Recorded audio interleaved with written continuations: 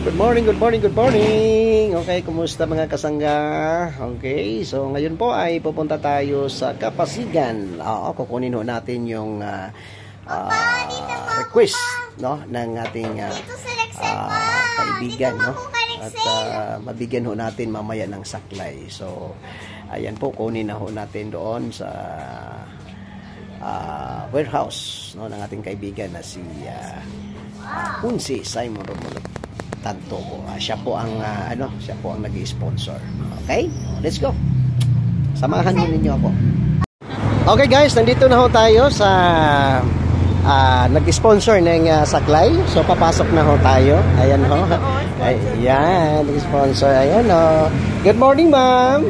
Ayan, good morning. Ayan po at salamat po sa saklay at saka nag-sponsor na si Simon Romulo Tantoco. Okay, salamat po. At mamaya po, dediretso tayo doon sa pagbibigyan ho natin sa Villa Maglente Homeowners Association. Okay?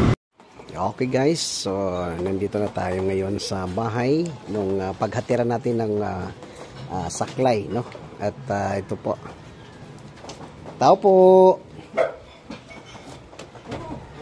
Nandyan ba si Brother Helio? Tao po.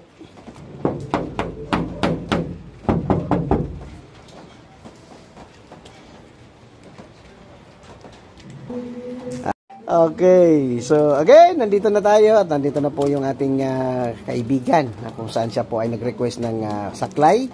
At napagbigyan ho, no? At maraming salamat po sa nag-sponsor na si Kunsi Simon Romulo Tantoco, Kunsi Simon Romulo Tantoco. Siya po ang sponsor at ng tungkod na ito at ayan po, ibibigay na ho natin. Ayan, ganda po ng tungkod ninyo. Ayan. Maraming salamat.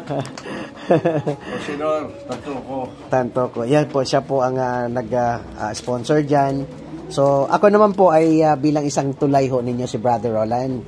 Wala ho akong kakayahan na magbigay dyan. Wala mo na akong pera eh. Pero, ang serbisyo ko, bilang isang pinagbuhatin nyo, ay tutulong ho tayo. No? Tutulong ho tayo para mapabilis yung proseso.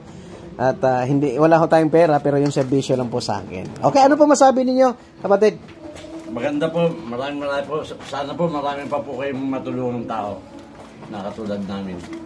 Okay, maraming salamat po. At huwag po niyo kalimutan, pakishare po ng ating page Kasangga Pasig News upang sa ganun ay ma-update po ang ating mga taga-pinagbuhatin nyo. Na sa ganun, mayroon na naman tayong nabigyan ng isang saklay dito sa Villa Maglente, no? Homeowners Association ng Pahingtong Barangay Pinagbuhatan, Pasig City. Okay, maraming salamat. Bye-bye. Bye-bye po.